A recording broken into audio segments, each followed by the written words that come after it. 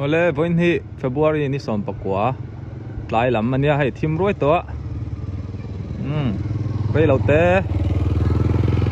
ta han khotlang din hun kong dung te kan en lockdown ni o ka video te tir tang top thang mi lo thir sak don nia tun hi ta han a group UPC biak in kot ta ka oma in lo thatlang bo UPC biak in chu ni hi hey kan khotlang din mun tlai lampang bo ruak tai thlir lo kang rei lo te re huai mai le so ti son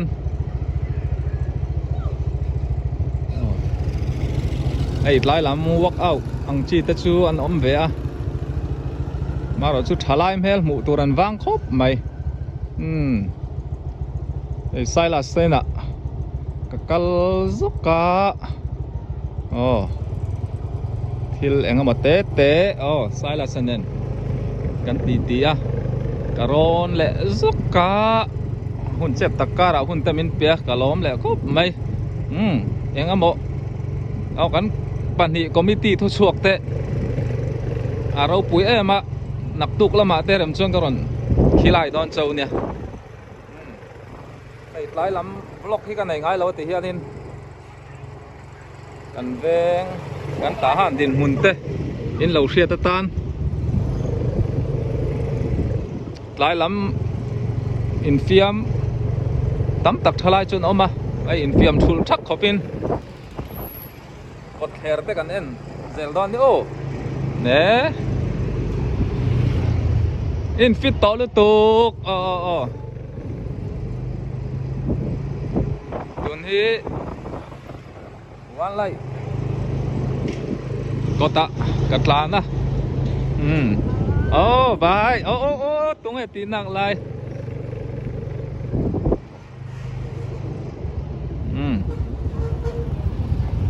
ti sonin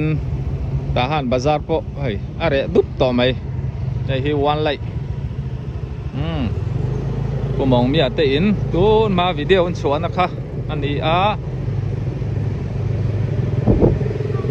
children sadu elte te kalom elte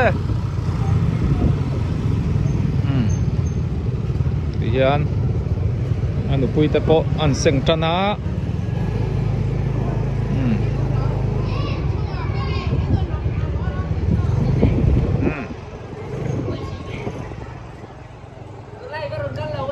karon kal trip to nia in thamo than nia trên đi lên này tụ pa này hay thiền pa anh thiền pa le ta han tang val hi a fel te mai ne hay dor tu nian seng me ka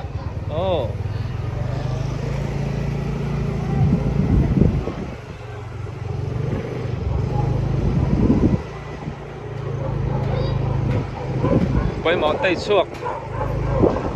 đi chú nóm về rêu á cái sợi phô hoàng han tá han hi công peng chuông công thế là tắm khop mấy kal dan tur pho hi sia ta hara kal ngai lo tan phai chuan in bo na thamani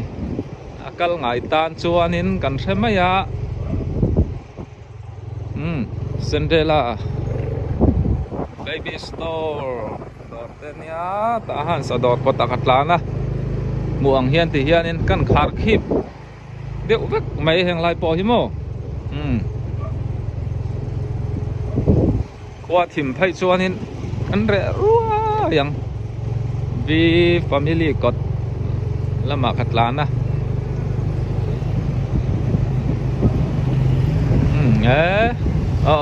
bam hing te khi làm khi ta han si group ball pet field chho na lam kha nia ka video ma sa khain lo en chuan in hrianga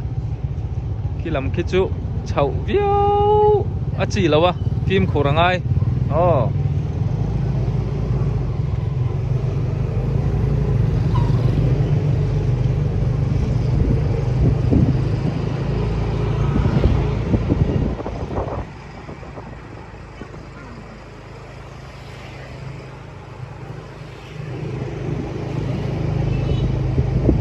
tin zana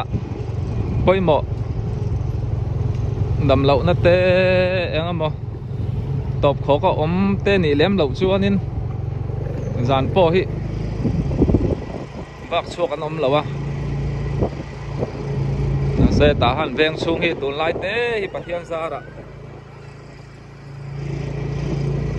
nun phung pang ai te in borok pang ai te in hun kan phanga thenom kho veng ang chi chu kan len po thai thawa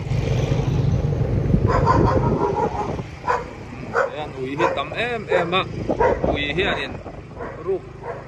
bang te hi yang hianin an veng vian om chuanin zam om ve thi na ni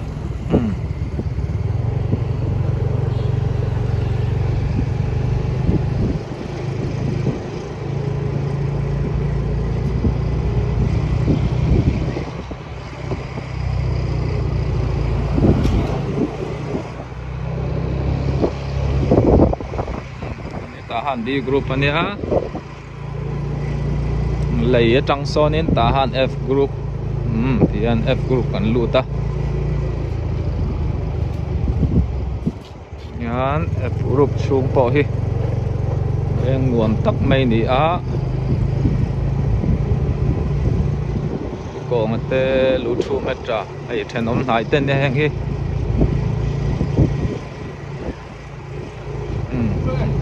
pasang à Joan ama ka chau school khanita a helai hi ben vai lama ka ko yang a lam hi var par veng ani a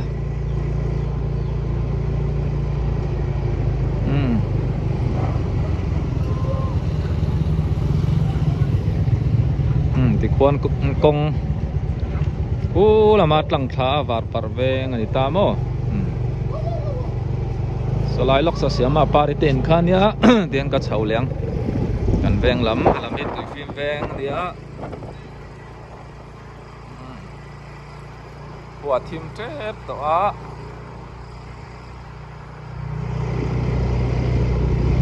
ti chuan rem chan nu na thalai in fiam na mun te badminton gym hall te volleyball khel phek pheu in ma heng lai le che vela chu te po chu kan en don ni ai mami te puzara te inte onin ilahi pupaling ate in yan kom chap kong khani le ta mo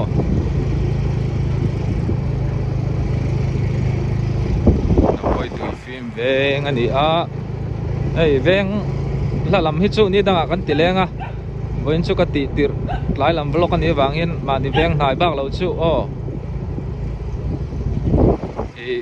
tu nang hun vel hi chuawa duang hianin anuam chi alawa tahan F group tui film veng pu za hlir ate in te kha ni ta mo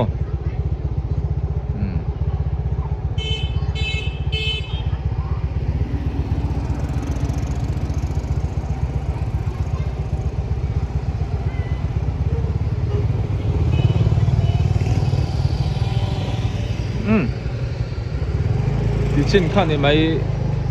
se ki lai jin na group in then na so veng in then na so kan chawanga kan du tok don ya ti chon he kan group in F group hianin he kan ram buai thil a har sada wangin no pang thal school cholain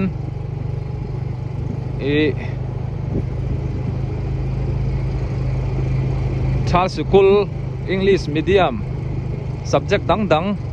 Paul thumatang ting ka sia Paul kwa theng zirna te hong dona a free in a thonin mo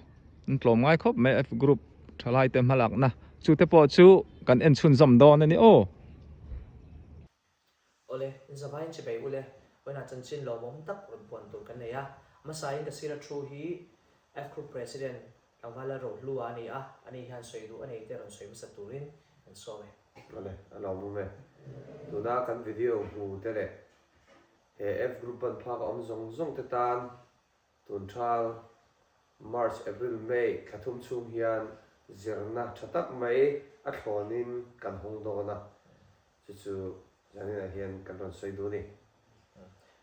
school din chan le thil tum te min shil them ale kan din chan hi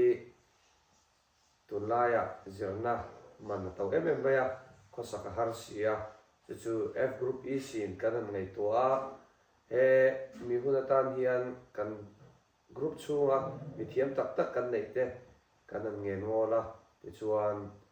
a thlona in zirtir nei khongila ti chuan mi harsa zolte tong kamoi lo ni lo sela chu mi te tan le zirna belve du te tan po adu piang tan hun tha lai har so bai sein he program hi duang kan nia ti chuan kan thil tum chu man tlak tura zirna ani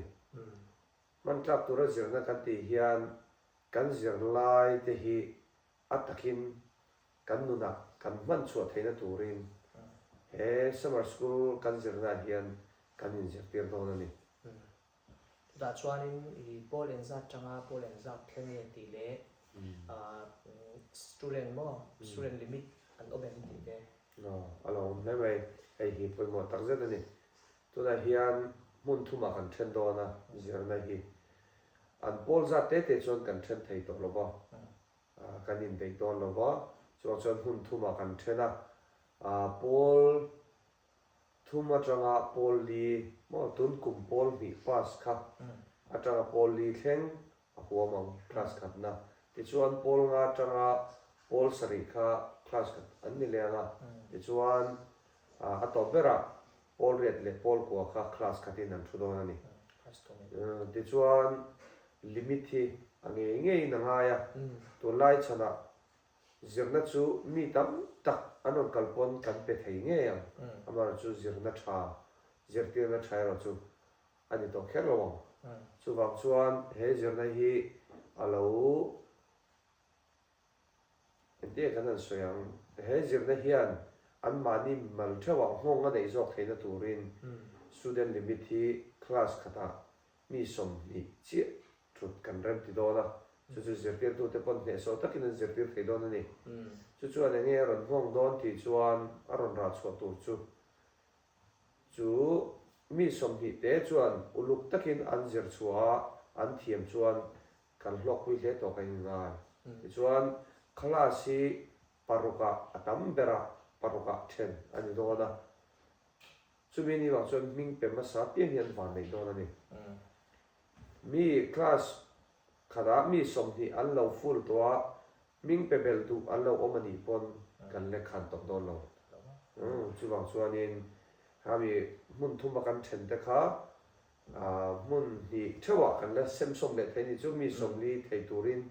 amar chu mi ba kan ni to chuan eng ti khopon min ngen ngol ma se a thei to don lo bani chu da chuanin zirtir tu tur teacher mo an san yom don ti le ang subject te nge zirtir don kamin shil le them la lo mom teacher te hi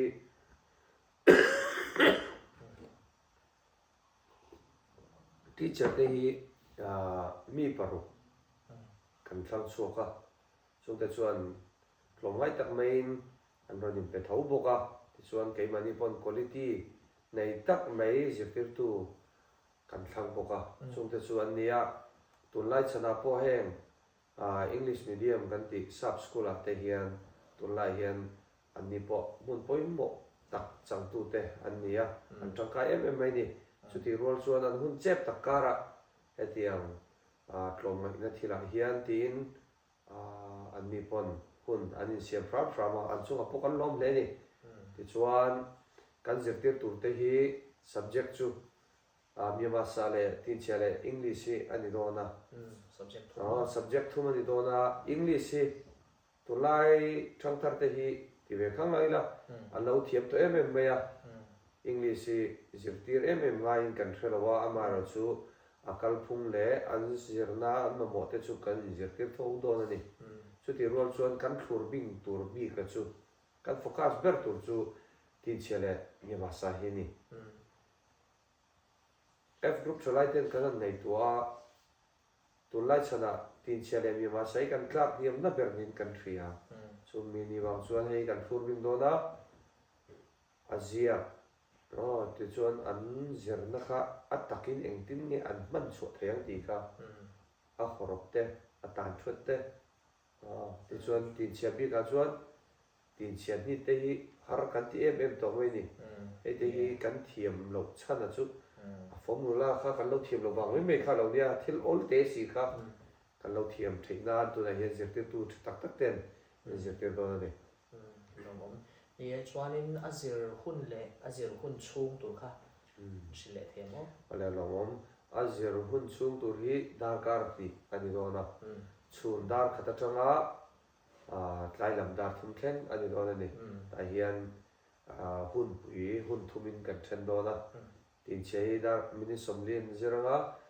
english le miama sa hi mini som thum panga ve ven zir do na ni chuan ani tur hi march ni kwa chun dar khata changa chanin may ni so panga thleng kan zir thayang ka thum chung mo ka thum chung lo mom khom me tu na tar khata changa chan tur ania amun te sile them amun hi ni tu na hian kanin bebe ka chuwang chuan he video ba khi video dang kan ro la sim zel do na ni chu ta po chuan lo chang khiu la chu huna chuan ming pek na te po kan sim do na ming admission te ka kan soi tlang lo lo me na zo na chu mi ro chuan ming pek kun pom sel lo lo mom ka kan soi tlang lo lo nge ming pek hun hi tun kha february ni som ni le pasari zir top le ni som ni pariat in rin ni hi ani do na zing dari da tanga dar so pani thleng chawani he mi ni ba ming ai pek he do lo ni chuan kami huna khan nu le pa te kan thian rol ten fellow anom pol ni shil thriaila chu ahun takai nun kalanga kami nia admission fee chia kha kan la admission fee hi cheng sanga chap kan la do ni lo mom fe zirban free top no German hi a free top kan lo mom fe admission fee ha sanga top alo mo me ole tu na kan soyang khan thal school kan hong program zong zong te hi achi pachiarin kan on ti le zel lo na video te khongaya min lo en sa min lo thila sak thep turin ni pui zong zong te kan lo som fe ka chau kan lo me ong tha bu ole chibai vak ole kaming chu som kimi ani a tun tum sang hi som ni paru f group in the summer school kan hon na tura ni ma sa zerte tur kani ni ma sa hi hun ni in kan chen do na angeran ni achi ran ti in angedan ina kan zerte tu aji ka chu selong pong te pong le athluk ti ani anga kan chia tam do na chia tam po kan waranga tin achi ran na hian kan le khazir tur kan tin yu ba ka kan thin lunga om te kan song tu ang chi ziak chuak thei turin kan in zir tir don bok ani tin chumi pia lama kol tong hi chu ke mani kan ram tong ani a thiam lo thei lo ani a tam tak hi chu kan jam ve thina puitling po ni se sikul kan zo to nu thleng pon chu om lo turin le kan no pang kan zir tir te po ina pon lama hoi sen takan tong ngam nan mi ma chon tu ang chi te doctor biak ngai ang chi te office a te le na tho do na phone fill up ngai ang chi zong zong a pon ma ni te ya in hai kwak na an nei thai nan thade min kan zin te do ni me kaping chulan pek luak kania kumin sang ni som ni panga f group in summer class upon to ma hianin mathematics von kan to ma mathematics ro wa po geometry ke ni na hai ti chia hit kan ti mai hi focus te ubi kan to ba tin chia ni kan focus te chan ber chan do pong te kan zo zam hian ti chia ni ti an lo tui lo lo har sat thina an lo thiam lo wa an lo thau thina ni heng te ke ni chot kan ngai poi mo em em ma kumin summer chung hianin tin chia ni an lo nuam kin zela nuam an lo tia an lo tui zo khre torin a tul theory te theorem ang chi te le principle te in zirtir man ngai kan to ma hemi kan zirtir na te no pong phat ta le lo lok mial ta ken ti in ke ni thlai de chon ron bo sai ni kan lo me in zawa in chibai vek ule kaming chu lalbiak dingi ani a tun tum sang ni som ni paruk ta han f group summer school honna tura hianin english ka wan do na ni he english ka wan na tura hianin kan thil tum ber chu no pang te ta na thil tha kan ngai english hi hoi sin taka mi ma an soi theinan le grammar dik taka an man thiam theinan ani tong lam ani awangin hoi sin taka tong hi apoi mo bera chu mai ba ka grammar dik taka an mang thiam theinan ani bok ani chu theito pin kan zir ti ranga theito pa an tong chwa thiam theinan pu in theito kan chwa don ani kalome